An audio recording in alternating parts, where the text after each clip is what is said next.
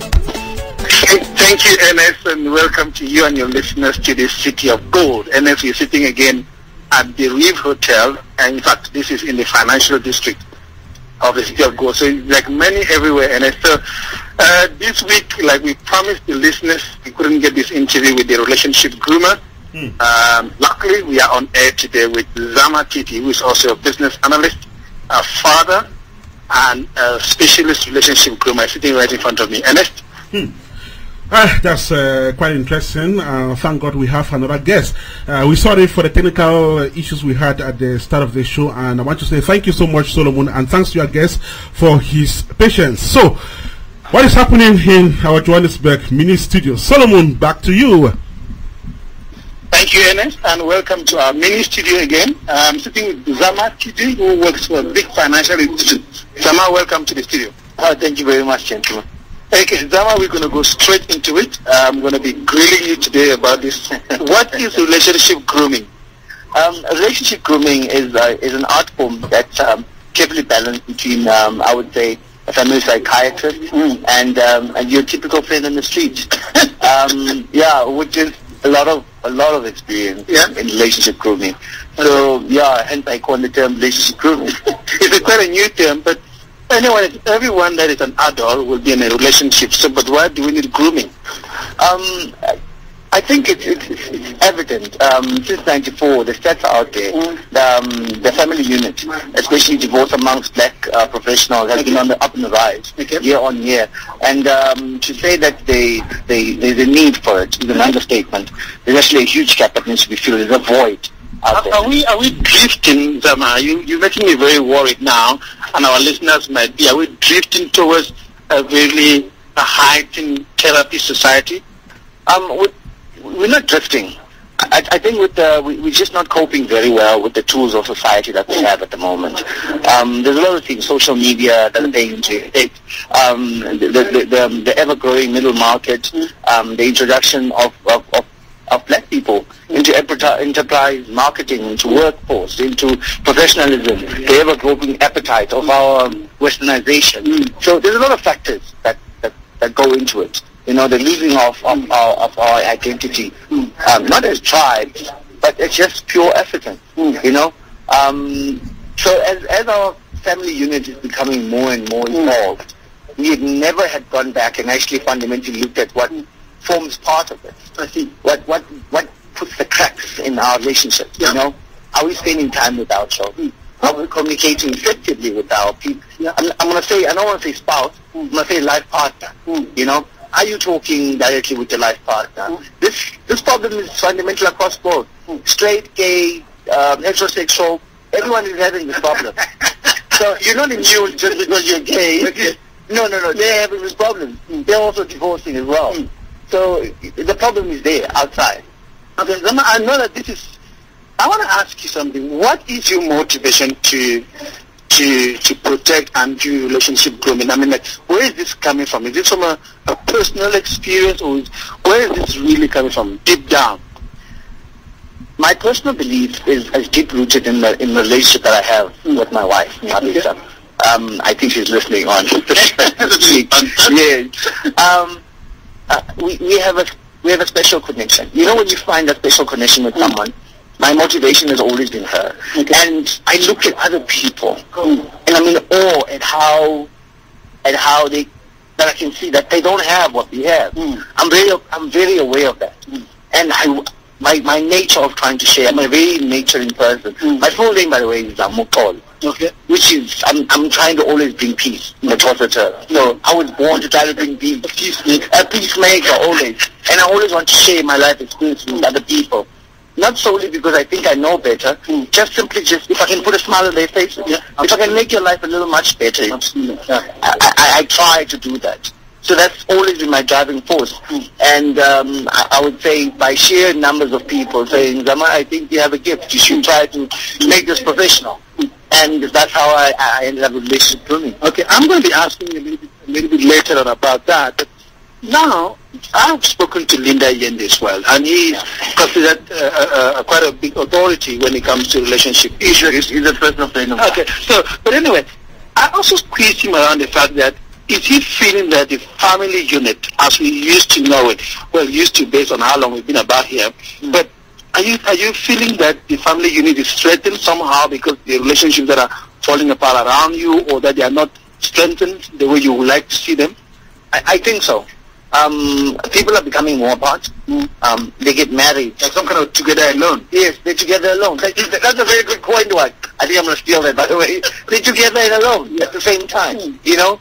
And you look at the family, and you look at them, and you can see couples, they're not on the phones. They don't laugh. You know, that's a simple thing. If you don't laugh with the person that you are, the family unit is breaking. They don't break overnight. When a relationship fails, it doesn't happen overnight. It's little cracks, little pieces, you know? In order to bring down the wall of Jericho, you don't just shoot at it. You know, you take one stone out at a time, one stone at a time. That little crack becomes a big crack. Before you know it, it becomes a canvas, and it's gone, and it falls down and crumbles. So each and every relationship needs I would say, relationship groomer, standing there with cement, you know, plastering this wall, you know, to fix the cracks. And you all know that the cracks are there unless someone taps you on the shoulder and say, look, I think this is a crack. Look, I think that you've really kind of opened quite a bit of a kind of warmth, and the families that are listening. What are some of the key points whereby you start noticing that this relationship, in order to protect it from itself, as it were, starts to require the services of a relationship groomer? I usually ask most couples if they have a safety space. Most couples don't have a safety space. What is a safety space? Now, there's a safety space. I'm going to give you an example. My wife and I have a safety space. We take baths together. Okay. Irrespective of how bad the day is, whether we argued, whether we talked, whether we're not talking, whether we hate each other, that day, we take a bath together. Irrespective. Do you understand what I'm saying? Okay. So we force each other to bond every day, whether we want to or not, whether our feelings are in or not. Because fundamentally, to our core, we love each other indefinitely. And we know this about each other. So now, in the midst of everything and the rush and trying to break through and trying to find this and that, trying to hustle, trying to do this homework for kids, you know, you forget this. And this is where the cracks start to show. You understand?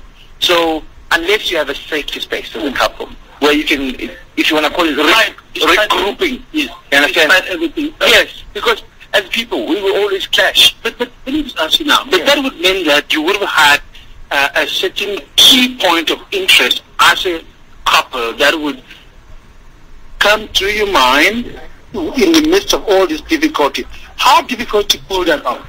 It's not, actually. Most couples always have a common denominator. Okay. Something that binded them in the first place. Whether they liked roller skating together, they liked walking together, they liked drag racing together, whether they liked watching cricket together. But there was something that they both liked, which when they spoke about it, they could not believe. Oh my God, you like that thing? I also like that thing. They have that one thing that no one gets. That should be one of the things that, despite whatever could be happening, that should bring. They need to go back to that point. Okay. Constantly, because that's what brings them together. That's they connect. That's the spark. When both of them discover that they both like the spark, that's when they were looking at each other and thinking, at the back of the mind, I think I can spend the rest of my life with Solomon. That's when they were thinking it. They had not verbalized it, but they were still thinking it. I think he's the one, or I think she's the one. You know. So let me just ask you another one as we go almost going to wrap it up a little bit. Who should be speaking or booking the services of a relationship groomer? Everyone and anyone. Okay? I always say... we adults. Adults, obviously. Oh, thank you for pointing that out. In the most respectable of manners. It will have to be an adult of acceptable age, you know, of consenting age. I don't want to get in trouble with parents. I know I'm a father as well. I wouldn't want someone, encouraging my kids to get into a relationship. So at this point, I'm only looking at whether you're lesbian, whether you're gay, whether you're straight, whether you were single, trying to find something. And I always ask my talks, and start my talks, and I say, are you single? Do you think there's something wrong with you? If you think it probably is. If you don't think so, then you're probably okay. So that's what I'm looking at. This is a married couple. This is a couple that's living together. This is a couple that's planning to get married. This is a couple that's not married and have children, and they want to get married. This is a couple that's fighting with each other. Okay, this is someone who's alone and wants to be with someone. Speak to you. And what would be the point that they make the decision? Are you saying that if you start feeling this kind of cracks, what are some of the indicators that need to start to speak to someone that can see? The funny thing is about cracks, Solomon. There are no indicators. Okay. It's only when someone actually talks to you, then you actually stop and realize that there are cracks. I see. Because even when there's cracks, even in my home, I don't see them. But luckily enough, I have a wife that's vocal about them. So when she does point them out to me, I'm quick to submit and say, I think you have a point. It's a good thing. But let me just ask you, how do you differentiate a relationship groomer like you serve and a marriage counselor? A marriage counselor only seeks to reconcile the problem at that point. Okay. Do you understand?